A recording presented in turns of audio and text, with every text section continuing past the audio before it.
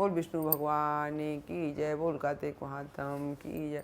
आपको हम शुक्रवार की ये कथा भेज रहे हैं। ये शनिवार से शुक्रवार तक जो दिन पड़ते हैं उनकी सब कथाएं होती हैं अलग अलग। शनिवार, इतवार, सोमवार, जो आपको पूरे सप्ताह की भेज चुके। अब आप इसी को रिपीट करते रहें, निकाल निकाल के पढ़ लिया करें, सुन लिया करें। वो संतोषी माता की जय की। एक बुढ़िया थी और उसके 7 पुत्र थे। 6 कमाने वाले थे, एक निकम्मा था। बुढ़िया माँ 6 की रसोई बनाती, भोजन कराती और पीछे से जो बचता सो 7वें को दे देती। परंतु वह भोला था, मन में कुछ विचार न करता था। एक दिन अपनी बहू से बोला, देखो मेरी माता का मुझ पर कितना प्यार है। वह बोली, क्यों नहीं, सबका जूठा बचा हुआ तुमको खिलाती है। वह बोला, ऐसा कभी नहीं हो सकता, मैं जब तक आंखों से ना देख लूँ मान नहीं सकता। बहू ने देखा, कहा, देख लोगे तब सब मानोगे। कुछ दिन बाद बड़ा त्यौहार आया। घर में 7 प्रकार के भोजन और चूरमे के लड्डू बने। वह जांचने को सिर दर्द का बहाना कर पतला कपड़ा सिर पर ओढ़कर रसोई में सो गया और कपड़े में से सब देखता रहा। 6 भाई भोजन करने आए। उसने देखा माँ ने उनके लिए सुंदर सुंदर आसन बिछाए, 7 प्रकार की रसोई परोसी है। वह आग्रह करके उन्हें जिमाती है। वह देखता रहा। जब भाई भोजन करके उठे तब जूठी थालियों में से लड्डुओं के टुकड़े को उठाया और एक लड्डू बनाया। जूठन साफ कर बुढ़िया माँ ने उसे पुकारा, उठ बेटा, 6 भाई भोजन कर गए हैं, अब तू ही बाकी है, उठना कब खाएगा। वह कहने लगा, माँ मुझे भोजन नहीं करना है, मैं परदेश जा रहा हूँ। माता ने कहा, कल जाता है तो अभी चला जा।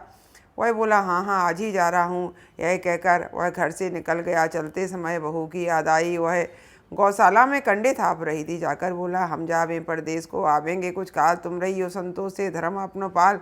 उसने कहा। बहू बोली, जाओ पिया आनंद से, हमरो सोच हटाए, राम भरोसे हमरा ईश्वर तुम्हें सहाय।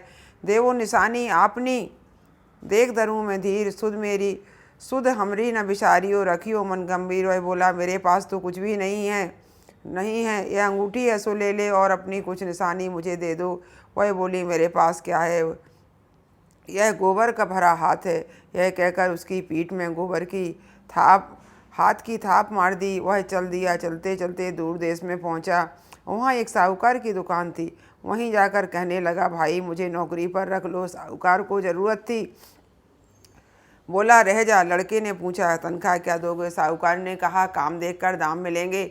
साहूकार की नौकरी मिली। वह सवेरे 7 बजे से रात तक नौकरी करने लगा। कुछ दिनों में दुकान का सारा लेन देन का हिसाब, ग्राहकों को माल बेचना, सारा काम करने लगा। शुक्रवार साहूकार के 7-8 नौकर थे। सब चक्कर खाने लगे कि यह तो बहुत होशियार बन गया। सेठ ने भी काम देखा और 3 महीने में उसे आधे के मुनाफे का हिस्सेदार बना दिया और 12 वर्ष में वह नामी सेठ बन गया और साहूकार सारा कारोबार उसके ऊपर छोड़कर बाहर चला गया। अब बहू पर क्या बीतती सुनो। सास ससुर उसे दुख देने लगे। सारी गृहस्थी का काम करा के उसे लकड़ी लेने जंगल भेजते और घर की रोटियों के आटे से भूसी से जो आटे के भूसे से जो भूसी निकलती उसकी रोटी बनाकर रख दी जाती और फूटे नारियल की नरेली में पानी। इस तरह दिन बिताते रहे। एक दिन वह लकड़ी लेने जा रही थी कि रास्ते में बहुत सी स्त्रियां संतोषी माता का व्रत करती दिखाई दी। वह वहीं खड़ी हो कथा सुनने लगी। बोली, बहनों तुम किस देवता का व्रत करती हो और इसके करने से क्या फल होता है, इस व्रत के करने की क्या विधि है। यदि तुम अपने इस व्रत का विधान मुझे समझाकर कहोगी तो मैं तुम्हारा बड़ा एहसान मानूंगी। तब उनमें से एक स्त्री बोली, सुनो, यह संतोषी माता का व्रत है। इसके करने से निर्धनता दरिद्रता का नाश होता है, लक्ष्मी आती है, मन की चिंताएं दूर होती हैं, घर में सुख आने से मन की प्रसन्नता और शांति मिलती है। यह सुनकर बहू चल दी।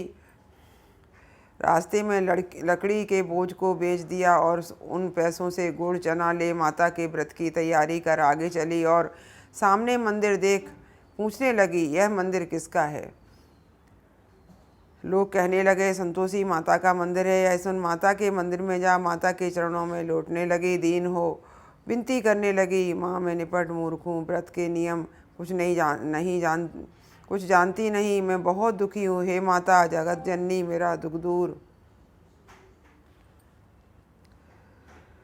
जगत जननी मेरा दुख दूर करो।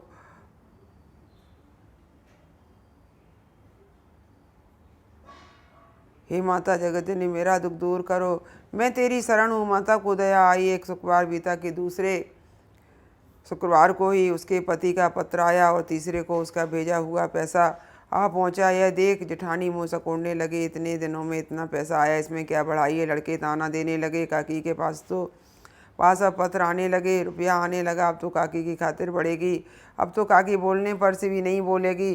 वही बेचारी सरलता से कहती, भैया पत्र आवे रुपया आवे तो हम सबके लिए अच्छा है। ऐसा कहकर आंखों में आंसू भरकर संतोषी माता के मंदिर में मातेश्वरी के चरणों में गिरकर रोने लगी। हे माँ, मैंने तुमसे पैसा कब मांगा? मुझको पैसे से क्या काम है? मुझे तो अपने सुहाग से काम है। मैं तो अपने स्वामी के दर्शन सेवा मांगती हूँ। तब माता ने प्रसन्न होकर कहा, जा बेटी तेरा स्वामी आएगा। यह सुन खुशी से बाबली वो घर काम करने लगी। तब संतोषी माँ विचार करने लगी, इस भोली पुत्री को मैंने कह तो दिया तेरा पति आएगा, पर आएगा कहाँ से? वह तो इसे स्वप्न में भी याद नहीं करता। उसे याद दिलाने के लिए मुझे जाना पड़ेगा। इस तरह माता बुढ़िया के बेटे के पास जा स्वप्न में प्रकट हो कहने लगी, साहूकार के बेटे सोता है या जागता है? वह बोला, माता सोता भी नहीं हूँ, जागता भी नहीं हूँ, बीच में हूँ, कहो क्या आज्ञा है। माँ कहने लगी, तेरा घर बार कुछ है या नहीं? वह बोला, मेरे सब कुछ है माँ, बाप, भाई, बहन, बहू, क्या कमी है? माँ बोली, भोले पुत्र तेरी स्त्री घोर कष्ट उठा रही है। तेरे माँ बाप उसे बहुत त्रास दे रहे हैं, वह तेरे लिए तरस रही है, तू उसकी सुध ले। वह बोला, माता मुझको यह तो मुझे मालूम है, परंतु जाऊं तो जाऊं कैसे? परदेश की बात है, लेन देन का कोई हिसाब नहीं, जाने का रास्ता कोई नजर नहीं आता, कैसे चला जाऊं? माँ कहने लगी, मेरी बात मान, सवेरे नहा धोकर संतोषी माता का नाम ले, घी का दीपक जला, दंडवत कर दुकान पर जा बैठना। तब देखते देखते तेरा लेन देन सब चुक जाएगा, माल बिक जाएगा, सांझ होते होते धन का ढेर लग जाएगा। तब सवेरे बहुत जल्दी उठ नहा धोकर संतोषी माता को दंडवत कर घी का दीपक जला दुकान पर जा बैठा। थोड़ी देर में क्या देखता है कि देने वाले रुपया लाने लगे, लेने वाले हिसाब लेने लगे। कोठे में भरे सामानों के खरीदार नगद दाम दे सौदा करने लगे। शाम तक धन का भाड़ी रेट लग गया। माता का यह चमत्कार देख खुश हो मन में माता का नाम ले घर ले जाने के वास्ते गहना कपड़ा खरीदने लगा और कहा, वहाँ के काम से निपट तुरंत रवाना हुआ। वहाँ बहू बेचारी जंगल से लकड़ी लेने जाती, लौटते वक्त माताजी को मंदिर में विश्राम करती। वह तो उसका रोज रुकने का स्थान ठहरा। दूर से धूल उड़ती देख वह माता से पूछती है, हे माता, ये धूल कैसे उड़ रही है? माँ कहती है, पुत्री तेरा पति आ रहा है, अब तू ऐसा कर, लकड़ियों के 3 बोझ बना ले, एक नदी के किनारे रख, दूसरा मेरे मंदिर पर और तीसरा अपने सिर पर रख।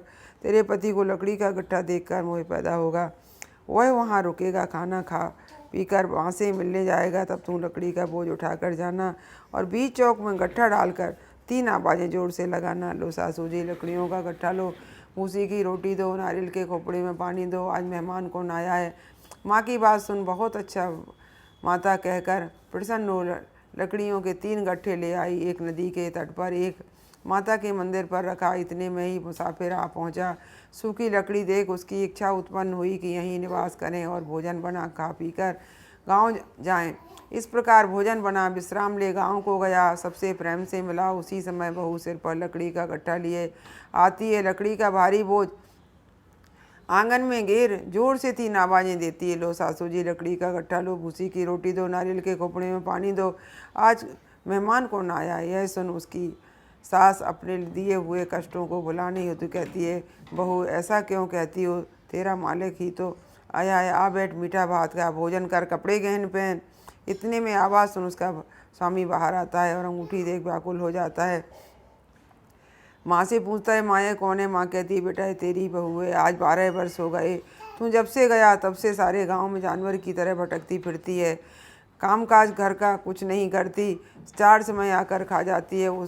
अब तुझे देखकर भूसी की रोटी और नारियल के खोपड़े में पानी मांगती है। वह लज्जित हो बोला, ठीक है माँ, मैंने इसे भी देखा और तुम्हें भी देखा है, अब मुझे दूसरे घर की ताली दो तो मैं उसमें रहूँ। माँ तब माँ बोली, ठीक है बेटा, तेरी जैसी मर्जी हो, कहकर ताली का गुच्छा पटक दिया। उसने ताली ले दूसरे कमरे में जा तीसरे मंजिल के ऊपर ऊपर मंजिल में के ऊपर था खोलकर सामान जमाया। एक दिन में ही वहाँ राजा के महल जैसा ठाट बाट बन गया। अब क्या देखता है, वे दोनों शिवपूर्वक रहने लगे। इतने में अगला शुक्रवार आया। बहू ने अपने पति से कहा कि मुझको माता का उद्यापन करना है। पति बोला, बहुत अच्छा, खुशी से कर। वह तुरंत ही उद्यापन की तैयारी करने लगी। जेठ के लड़कों को भोजन के लिए कहने गई। उन्होंने मंजूर किया, परंतु जेठानी ने अपने बच्चों को